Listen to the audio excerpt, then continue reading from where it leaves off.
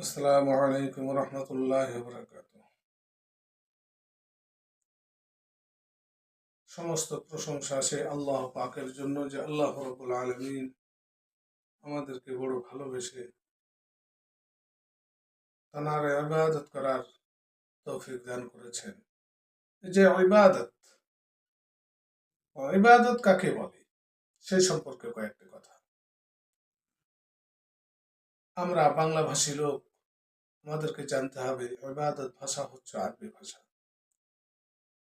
ইবাদত বলা হয় যে আল্লাহ রাব্বুল আলামিনের সমস্ত হুকুম আহকামকে মেনে চলা এবং আল্লাহর রসুল যে সমস্ত নিষেধগুলা করেছেন সেই সমস্ত নিষেধ থেকে আমাদেরকে বেঁচে থাকা, এর নামই হলো ইবাদত। বলুন সুবহানাল্লাহ। তাহলে আমরা একটু বুকে হাত দিয়ে দেখি যে আল্লাহ এবং আল্লাহর রসুল যে সমস্ত কথাগুলা বলেছেন আমরা কতটুকু মেনে চলি। আমরা যদি আল্লাহ এবং আল্লাহ রসুলের সমস্ত কথাকে যদি মেনে চলি তাহলে জানতে হবে যে আমরা ইবাদত করি।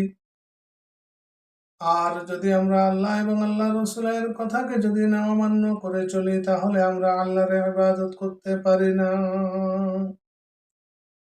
এই জন্য আমাদের মনে রাখতে হবে যে ইবাদত হলো আল্লাহ এবং আল্লাহ রসুলের সমস্ত কথাকে মাথা পেতে মেনে নেওয়া। যদি আমরা আল্লাহ এবং আল্লাহ রসুলের সমস্ত কথাকে যদি মাথা পেতে মেনে নিই তাহলে আমরা আল্লাহর ইবাদত করতে পারবো।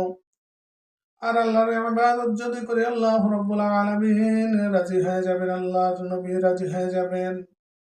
যদি আল্লাহ এবং আল্লাহর নবী যদি রাজি এবং খুশি হয়ে যান আমাদের জীবন ধন্য হয়ে যাবে।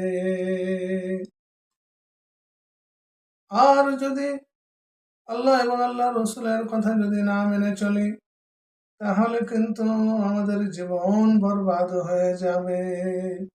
আল্লাহ রাব্বুল আলামিন আল্লাহ এবং আল্লাহ রসুলের কথাকে মেনে চলার তৌফিক দান করুন।